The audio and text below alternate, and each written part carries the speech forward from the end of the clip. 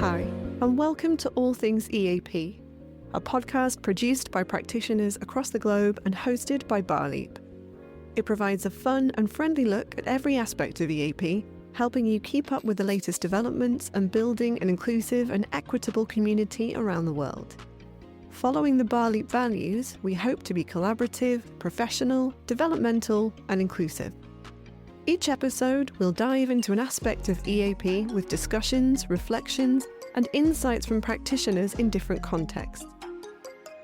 Whoever and wherever you are, we hope you find this podcast informative and insightful. Hello and welcome back. In this episode, we travel to Turkey to explore the differences and challenges for practitioners working in a context that's not always as well represented in the literature as the UK or China perhaps, but that has a thriving EAP community nonetheless. Michelle talks to Derya Alinmakas of MEF University in Istanbul, Yasemin of Istanbul University-Cerrahpaşa, and Simon Mumford of Izmir University of Economics.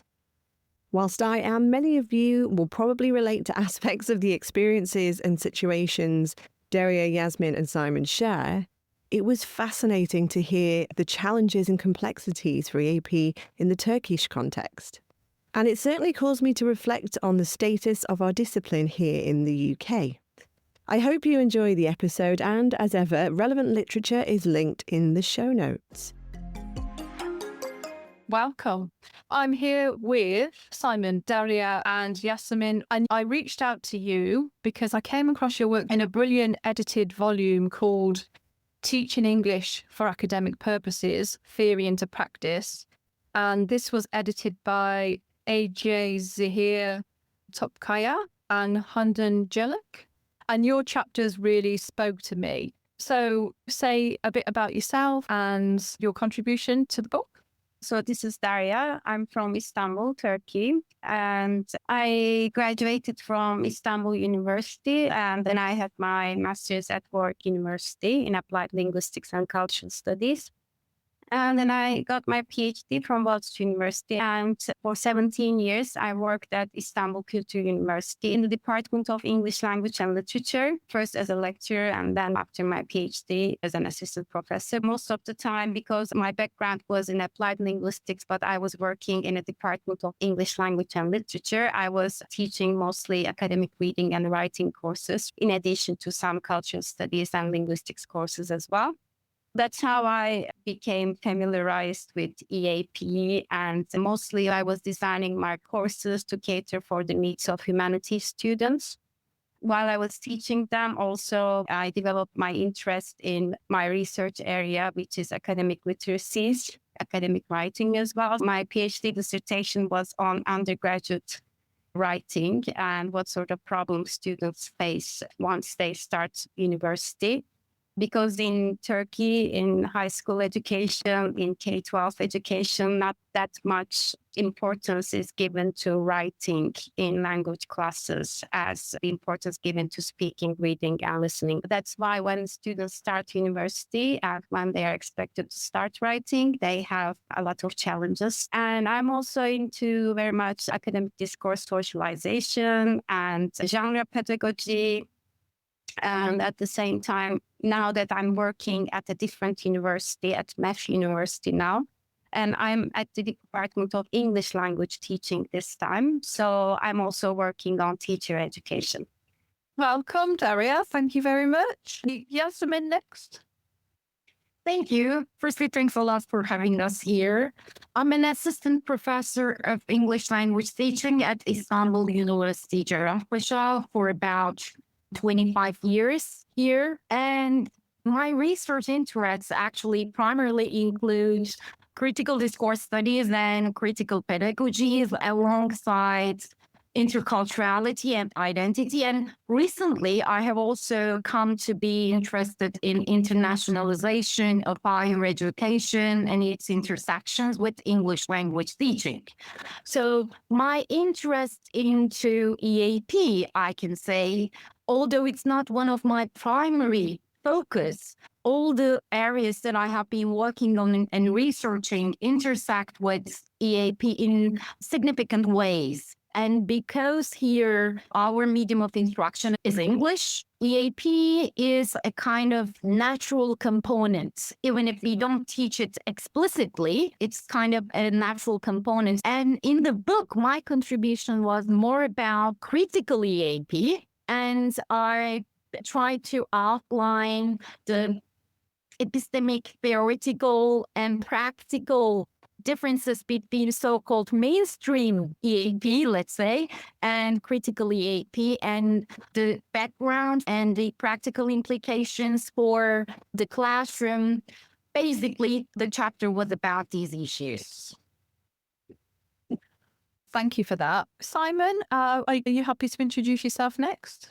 Thank you. My name is Simon Mumford. I'm British, but I've been in Turkey for a long time, almost 40 years. And I didn't actually intend to become an academic, but it sort of happened to me. I've been teaching EAP for about 30 years. And also I work in the writing center in Izmir Economics, where I edit papers. So they have a kind of academic register. That's how I got interested in writing. And I met Kenan Dikilitaş, who's the co-author of the chapter in the book, about 10 years ago. And he got me interested in serious academic writing. So I actually focused on academic literatures in my PhD thesis and in the chapter that we write. I think one of the things that really came across in all of your chapters was that the work that you were doing and sharing was really theoretically underpinned. And there seemed to be a leaning towards not just accommodationist type approaches, but a questioning and a recognition of the heterogeneity of classes and of students and of avoiding a one-size-fits-all approach. And that was theoretically underpinned in your writing. The other thing I really noticed was how you managed to express this in a very practical, tangible, hands-on way for teachers who were accessing the book, you know, whether that's around material writing or adaptive materials or different pedagogies, critical pedagogies in the classroom, or a variety of approaches, including academic literacies. That was really striking in your chapters. Before our meeting today, I reached out to different people and said, if you were to hear from you guys in an episode, what would you want to know about? And one of the things that came up was the authors of the book are pretty much all Turkish or writing about a Turkish context. So people said it would be really nice to know more about EAP in Turkey and what it looks like and how it works. And they came up with some questions and discussion points. And one thing you've already mentioned is how you all made your way around to EAP. And so maybe we could start there. Are there any particular routes or pathways or ways of becoming an EAP teacher or practitioner in the Turkish context?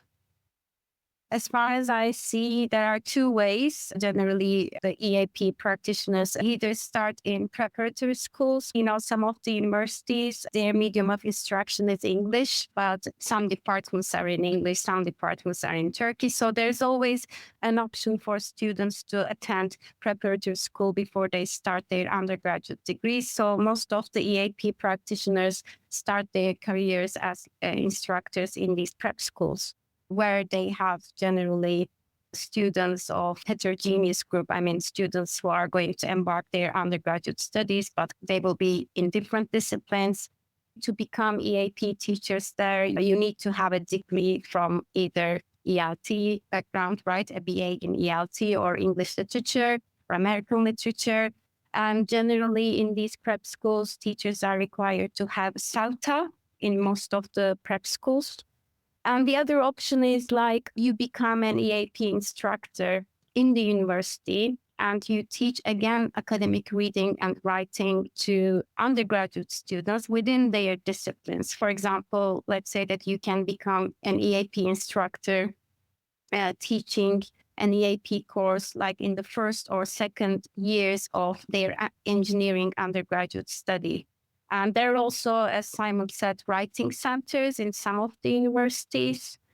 where they help students again with their dissertations, especially for graduate study. So this is what I know and what I have observed so far. But of course, there can be some more details to, how you become an EAP practitioner. Well, maybe at this point, we need to mention that in the Turkish setting, there is a quite significant division between the private universities and state universities in terms of becoming an EAP teacher. I believe what Derya has just said mostly relates to private sector, private universities. In state universities, things are progressing in more challenging ways, I would say, because one thing which is common is that, as Derya said, EAP teachers are housed in most of the time schools of foreign languages or prep schools in the universities. That's the same in the state universities as well. However, in state universities, EAP is not necessarily a specific unit, we can say. So English for general purposes instructors may offer courses on both English for general academic purposes rather than specifically tailored or discipline-specific EAP courses, or they might treat it like an extension of English for general purposes instruction. The situation in state universities is a little bit difficult when it comes to in-sessional courses, because schools of foreign languages provide pre-sessional courses. But when it comes to in-sessional courses, it's only the department faculty who is responsible for providing EAP instruction in English medium instruction departments most of the time. State universities do not recruit EAP teachers specifically in their academic departments. So these are some major differences between state universities and private universities. But of course, we can still speak about further heterogeneity or diversity within state or private universities as well.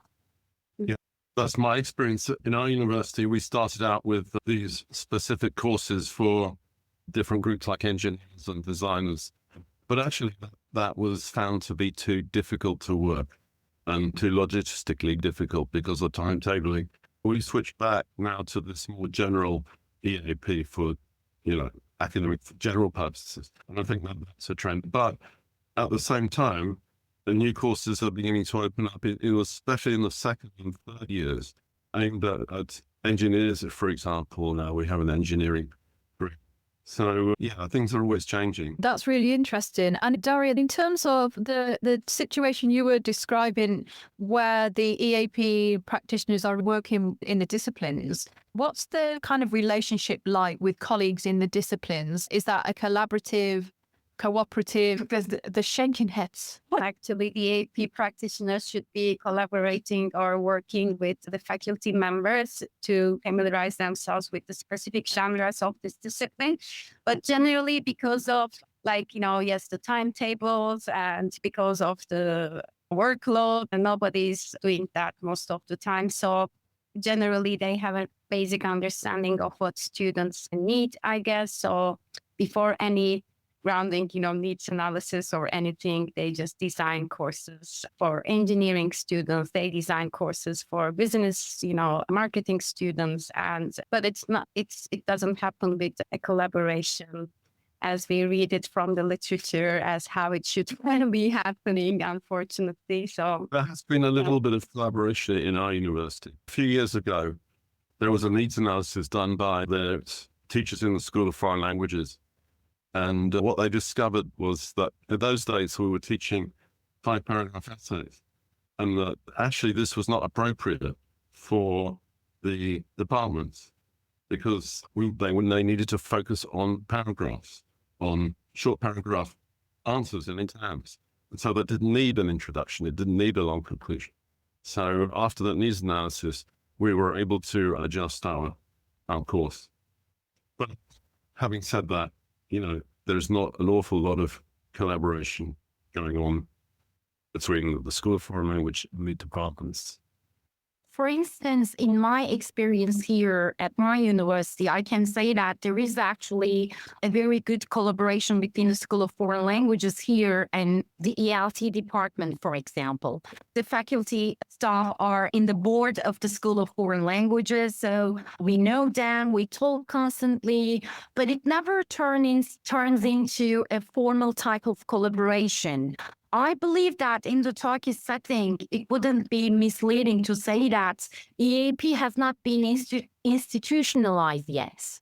So this is quite a significant point, which is affecting kind of every aspect of practice, policy, and implementation. And I know that, for instance, once previously, for example, trying to open up specifically tailored more EAP-focused prep class for our own students, but this wasn't possible. The prep school this time came to us and asked us to teach the prep school courses because they said that their teachers do not have sufficient disciplinary knowledge or subject matter knowledge, which complicates the things further. Although we tried and, hard to make it possible, we couldn't because, as Simon said, logistically, it's not possible for us to teach both in the department and in the School of Foreign Languages to teach EAP courses. It becomes an enormous workload, which is impossible. So institutionalization of EAP is required. And I believe it's not too far away because this internationalization of universities, higher education has got a profound impact on universities. It's reshaping everything. So we'll get there, but I don't know when. You've tapped into something. A question that came up from listeners was around the relationship between EAP and English medium instruction. And I know, Yasemin, this is something that you have written about. So what do you think about that relationship? The good, the bad, the pros and the cons? Well, I think EMI is quite on the rise in Turkey because Turkish universities are striving for international recognition, higher ranks in the system, and international publication. They want to attract international students. At the policy level, there is quite a lot of pressure. This directly connects to EMI and EAP because of the close relationship between the two, actually. But so here, in more research-oriented or already internationalized universities, the system is trying to keep up with the changes. But in some other contexts, things are moving or progressing very slowly, hindered by bureaucratic obstacles, the local circumstances in universities. I don't think the support structures are sufficient for EAP teachers in that sense.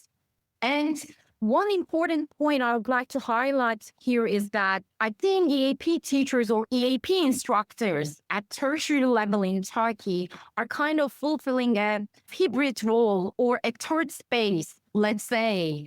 They are trying to carry out research, professional development on the one hand. On the other hand, they are trying to do their courses, which are, quite challenging in the Turkish setting due to the reasons which we have all mentioned. So it's quite tough to become an EAP teacher or instructor in the Turkish setting, I would say. Yeah, it sounds it for sure. In terms of what EAP teachers can do, what they're allowed to do, their autonomy, and what's it like in terms of curriculum design opportunities? In that context, do they have flexibility and autonomy, or is there like a curriculum set for them? How does that work? Yeah, we have a book which we follow, and it's got 4 units. It's an in-house book, and every week has a different page number that we're supposed to cover.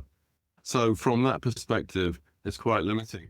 But actually, there's not much direction on how you present the material. So from that perspective, there's quite a lot of freedom, and I'm happy with that balance. Really, I think there's not really people telling you exactly what you should do with material, and this is one of the strange things that when you look at the material, it looks quite conservative with gap filling and fill in the blanks and all these multiple choice questions.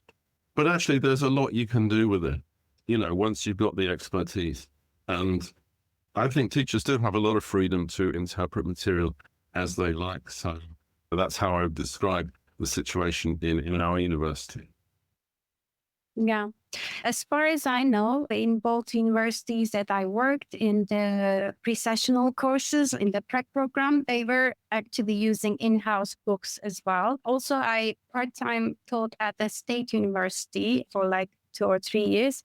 And there they were also using in-house materials.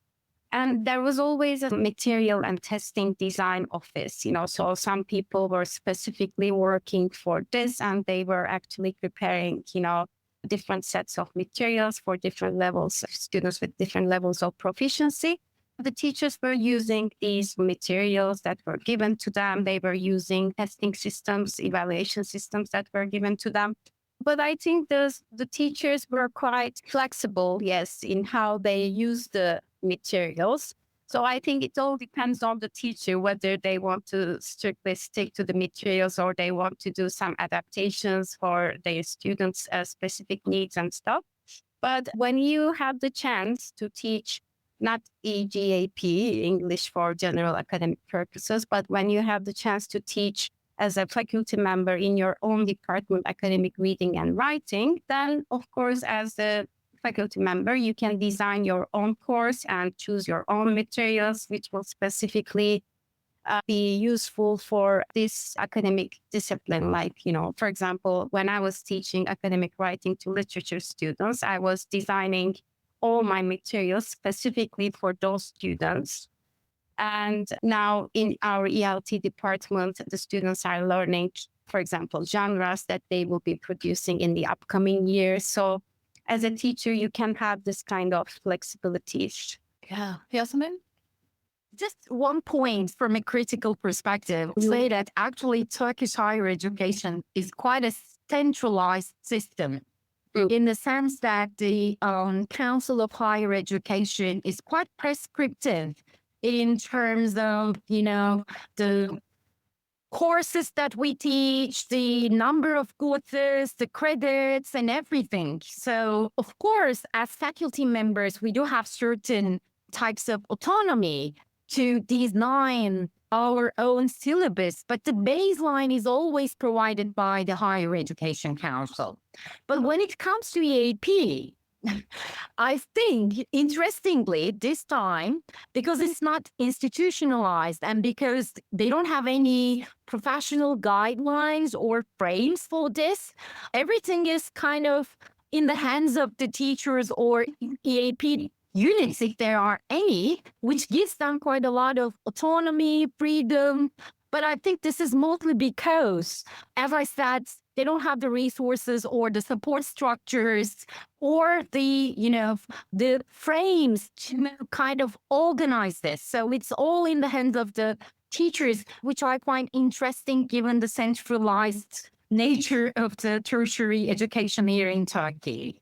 Yeah, in our university, all the EAP teachers tend to be the older ones, who've been there a long time, and they're trusted, and they hardly ever get, and so I think, yeah, we do have this kind of autonomy, which is good to an extent, although, as you suggest, maybe a bit of oversight would be a good idea, Yeah.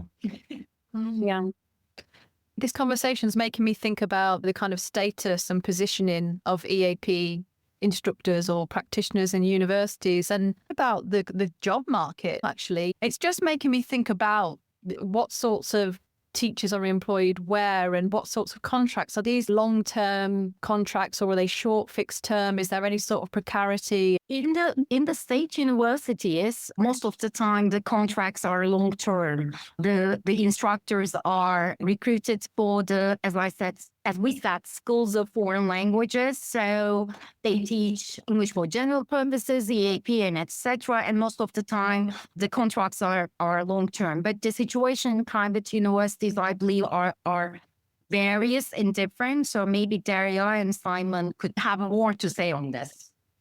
Well, actually, in private universities, when you have a contract, you don't renew your contract annually. It's like, I mean, as long as they tell you not to go, you assume that your contract will be renewed.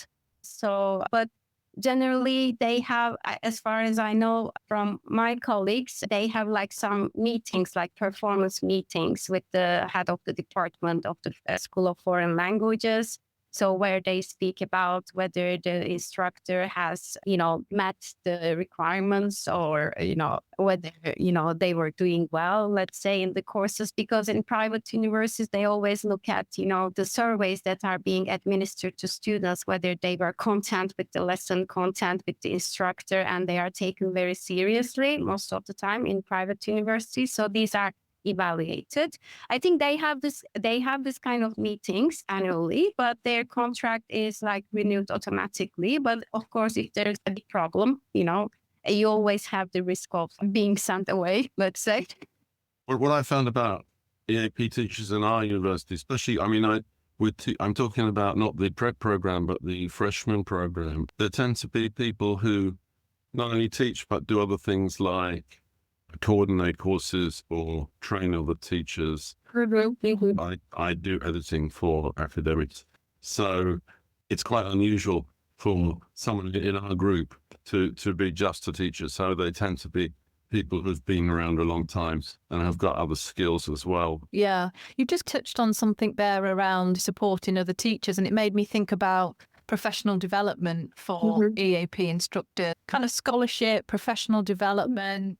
Are there any kind of frameworks or principles or opportunities? Well, I can share 3 of my experiences that I've seen in different private universities. In all of these universities, in the schools of foreign languages, in the prep program, I mean, they give professional development for EAP instructors, especially to novice teachers. Like if they have very little experience with EAP, so they have, again, some other EAP instructors already working in the program, and these more experienced ones are professionally, giving support to the novice ones. They don't give them, let's say, one class, but they work for a period of time as substitute teachers. They work in the testing and material office, and they do all these kinds of, short courses like workshops with the more experienced ones, and then they are given actual classrooms to teach.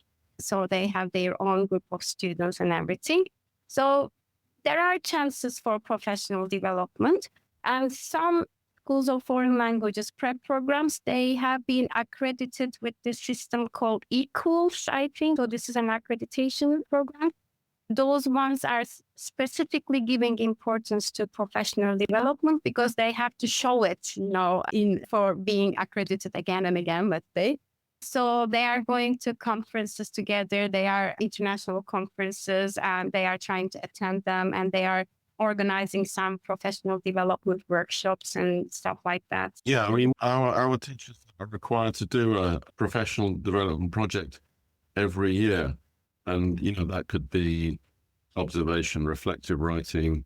What I would say, though, is that it doesn't have an EAP focus necessarily. So I think that's what's missing at the moment.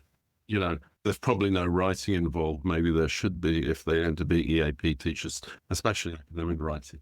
So a focus on academic language should be, I think, at the center of EAP professional development. What about Bali Fellowship? Because I know there's lots of people from the Turkish community context who do engage with different Bali things. Is fellowship something that's discussed at all or referred to, or is it not as prioritized really as it might be, for example, in the UK? I'd like to say that we are applying, our university is applying for Bali accreditation next year, but I think that's something that's very much ongoing. Yeah. Most EAP practitioners in Turkey are not very familiar with BALIP, although they are familiar with other associations. I find this competency framework, which is prepared for EAP instructions by BALIP, quite useful for familiarizing them with all these competency framework, what EAP entails, what are the differences between EGAP and ESAP, and familiarizing them with disciplinary differences. and what academic discourse entails.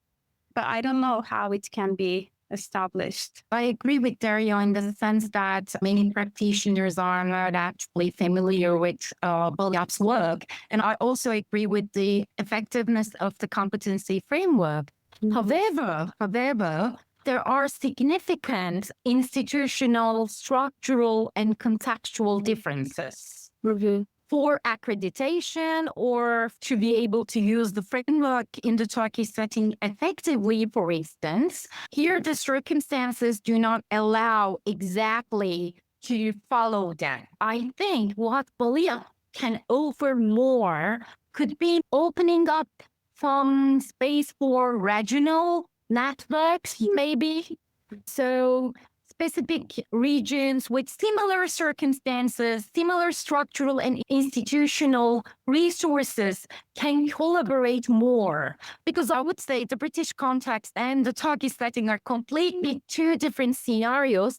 And I would say it's the same for majority of the European countries. So here, the EAP practitioners, I think, need more resources and guidance, which can be, well, in addition to the general guidelines and frames or materials and resources, they need more guidance to develop more context-sensitive materials. So this can be supported by regional networks or more inclusion of voices from outside Europe, outside UK, which you obviously are doing, and developing, resources for low resource contexts like Turkey, for instance, because teachers do have a lot of workload. And I know that majority of the practitioners are struggling to do their best, but given the circumstances, especially I would like to connect this with CPD and scholarship, how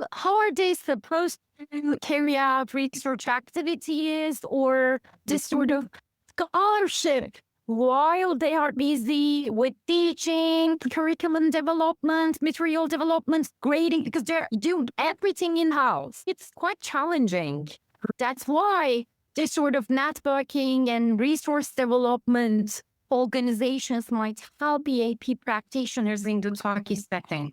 I'd also like to add that although the situation is quite difficult in Turkey in some ways, there's a thriving teacher research movement here. Kenan Demirtaş kind of started that, and over the last 10 years, and that was being based in universities mainly, I think. So I think there's a lot of potential there. I think teacher research is very closely connected with EAP because it means teachers are becoming researchers and, writing in an academic way or a semi-academic way about their research. I see that as a positive sign, really, that could support BALIP's efforts or other efforts to institutionalize EAP. I think BALIP needs to be a little bit more visible. It's very much UK based, and only people who are interested in finding more about EAP find BALIP, let's say. Sometimes I'm being invited as an external member to job recruitment processes to some other private universities where they are recruiting EAP instructors to their schools of foreign languages. And when I go there, the candidates have ELT backgrounds, they have self-taught, but they really don't know what EAP entails. So BALIP can offer something in that sense to these schools or by a regional contact. That was my last question. If I'm quite a new novice EAP practitioner and I want to get into teaching EAP in the Turkish context, how do I go about it?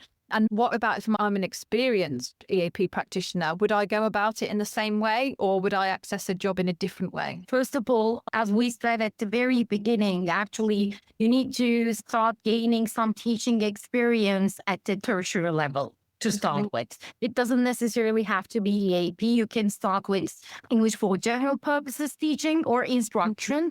But working with university level students, experience is usually what is expected from EAP teachers. Yeah. Okay. Any final thoughts? I would just like to mention the issue of what we call native speakers and non-native speakers. Oh, yeah. I think that's quite a big issue in Turkey. I'm not sure if we're allowed to say native speakers anymore. I still use that term. well, I'm getting on a bit. I think there's, if you're a native speaker, you have a huge advantage. And well, you had in the past, I'm not sure if that's true, but actually being a native speaker in EAP is not necessarily an advantage. In fact, it can be a disadvantage because, as we know, Turkish people have struggled with academic writing in English and they've learned the hard way. Whereas, if I just come in and I haven't done much writing, then, that's not very helpful. So, I think that's a big issue that needs to be looked at. I think what Simon mentioned is quite an important point. So I would like to add that while native speakerism is an established ideology in the Turkish setting, I would say, it's difficult to challenge, it's difficult to resist.